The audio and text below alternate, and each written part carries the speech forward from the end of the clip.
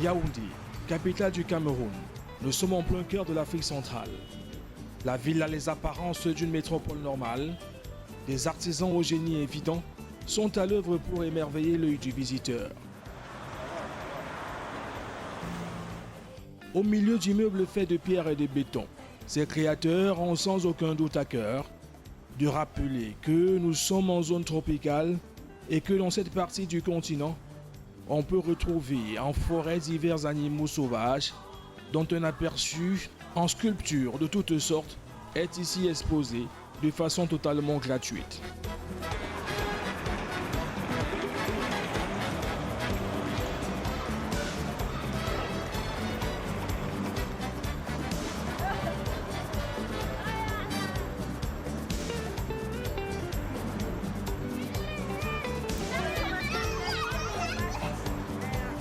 Petit moment d'évasion en plein centre-ville. Des véhicules vont et viennent dans tous les sens. Et par moments, on a même droit à quelques bouchons, comme ici, au lieu-dit poste central, lieu chargé d'histoire. C'est en effet la place principale de tous les rassemblements d'envergure pour célébrer les moments forts de la nation camerounaise.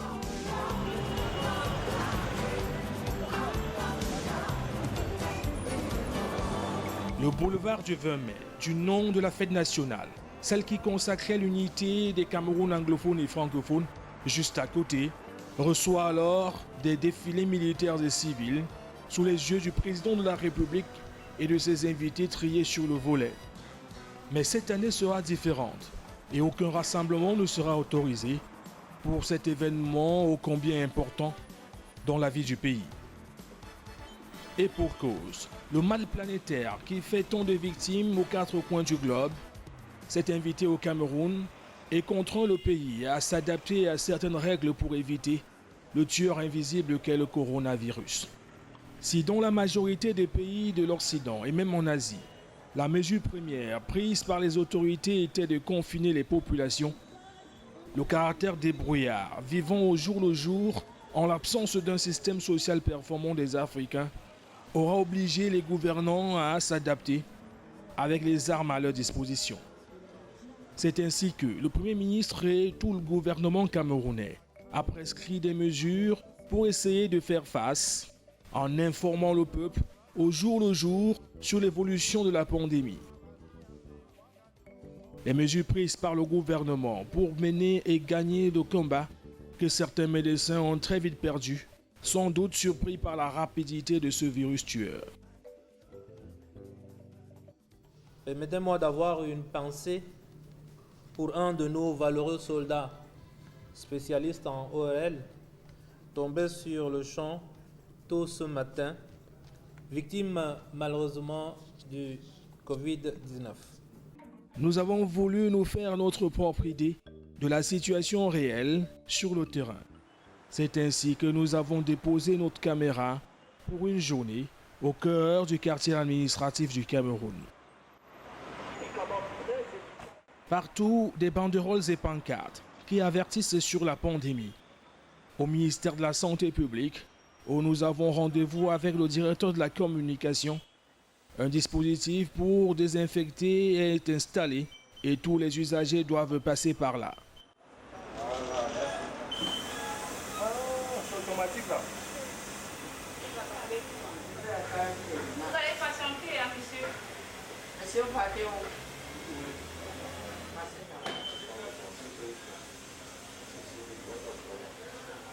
Nous devons dire que dans notre stratégie de décentralisation de la lutte, telle que le président de la République, son Excellence Paul Biya l'a voulu, nous devons davantage travailler étroitement avec les collectivités territoriales décentralisées, les autorités administratives et nos services déconcentrés sur le terrain si nous voulons bien avoir des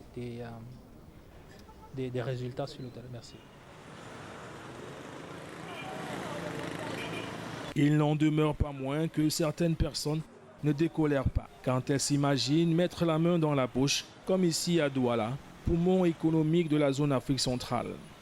L'une des villes les plus touchées au sud du Sahara, mais les plus exposées aussi, avec une population estimée à plus de 3 millions d'habitants. Chaque mois, on perd 000 francs de ticket du marché. Mais le casque, le cache-nez de 300, on ne peut pas nous acheter ça. Si ça me tue maintenant, on va dire que c'est le Corona. Moi, je vis avec des Camerounais trop pauvres qui sont même incapables d'acheter même un masque. Vous voyez une maison d'un papa qui a 6 enfants. Il n'a même pas un salaire de 20 000 francs, 30 000 francs le mois. Il souffre, il est maçon, il se débrouille au quartier. Il pourra acheter un masque, c'est combien? Un masque. S'ils avaient au moins prévu partager les masques aux gens, distribuer d'abord les masques gratuitement, ce n'est pas la peine de mettre la charrue avant les bœufs. On prend est-ce qu'il y a des mesures d'accompagnement par rapport à ce port de masque obligatoire? Le masque doit se faire changer chaque peut-être 3 heures, je suppose. Bon, chaque 3 heures. Quel est le Camerounais du sous-quartier de Bilongué, par exemple, ou d'un village à Abo, ou à Bakoko, ou à, dans un village, qui sera capable de changer de masque chaque 3 heures? Et chaque masque lui coûtera combien? Quel est son revenu journalier ou mensuel? Est-ce qu'il sera capable de payer ce masque? Dans la réponse locale, la société civile s'est retrouvée absente. C'est-à-dire qu'il n'y a pas vraiment une place donnée à la société civile, ni en termes de stratégie, ni en termes de représentativité. Nous pensons aussi que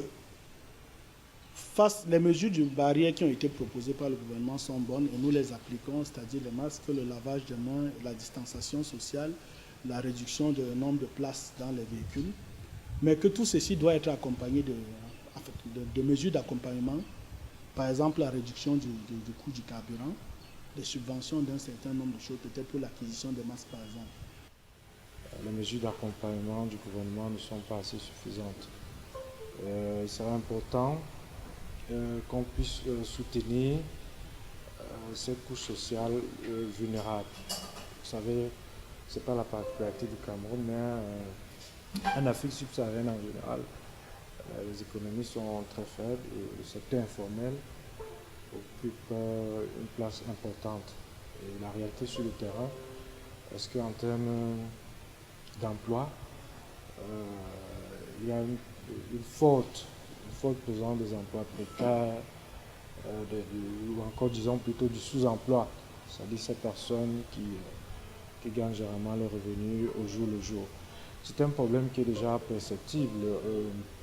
Dans nos différents quartiers, nous avons déjà compris que la situation risque d'être très difficile et il est important que le gouvernement puisse prendre des mesures pour anticiper cela. Préoccupations importantes donc, qui n'empêchent pas ces hommes et femmes, pour l'essentiel vivant de l'économie informelle, à se débrouiller avec les moyens du bord, comme dans ces marchés bondés de monde, à Bepanda, zone populaire, ou encore Ndokoti, où les conducteurs de moto-taxi se côtoient dans une promiscuité effrayante.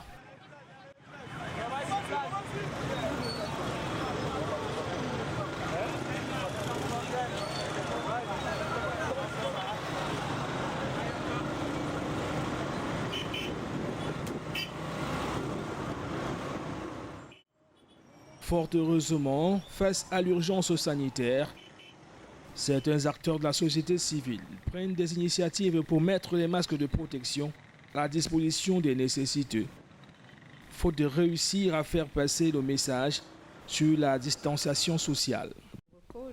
Dans ces activités de promouvoir les droits de l'homme et d'accompagner le gouvernement dans la lutte contre le Covid, a donc conçu des masques que nous appelons masques de recoute et que nous avons l'intention de produire pour distribuer gracieusement à la population pour la protéger. Alors ce sont des masques qui sont faits à partir du coton, parce que le tissu approprié, c'est le tissu en coton, puisqu'il est posé sur le visage, il permet de faciliter la respiration et nous sommes en pays chaud et de permettre à ce que le masque ne chauffe pas trop pour gêner le porteur. Alors il est fait de 2 tissus, 2 couches de tissu, mais seulement nous l'avons conçu spécialement avec une pochette. à l'intérieur de laquelle nous introduisons un mouchoir jetable, un Kleenex. Et le rôle du Kleenex, c'est de jouer le rôle de filtre pour empêcher que les postillons qui peuvent contenir le virus ne puissent pénétrer, parce que quand vous voyez la matière avec laquelle le Kleenex est fait, il peut très bien stopper le virus qui est vraiment une particule très très infime. Et donc nous avons préféré ce modèle-là pour être convaincus qu'il ne s'agit pas seulement de protéger contre autre chose, la saleté, mais vraiment de protéger contre le virus. Et donc on met le Kleenex et puis à la fin de la soirée ou de la journée, vous retirez votre Kleenex, vous lavez votre masque. À côté des masques de protection, on prend soin ici de rappeler à toutes fins utiles qu'il faut songer à se laver les mains de façon régulière, en attendant l'avènement d'un vaccin qui viendra définitivement, qui sait, mettre le genre humain à l'abri du Covid-19. En parlant de vaccin, la grosse polémique autour de cette pandémie sur le continent africain tourne autour de ce mot. Un mot qui, par temps normal, devrait rassurer. En effet, des scientifiques français proposaient très récemment, en pleine émission télévisée sur une chaîne française, d'expérimenter des vaccins tests actuellement en confection en France sur le territoire noir. Une proposition qui a eu le mérite de soulever un véritable tollé dans la communauté des scientifiques et même au sein de l'Organisation mondiale de la santé. Et donc on espère quand même d'avoir des chiffres suffisamment importants pour avoir une valeur statistique.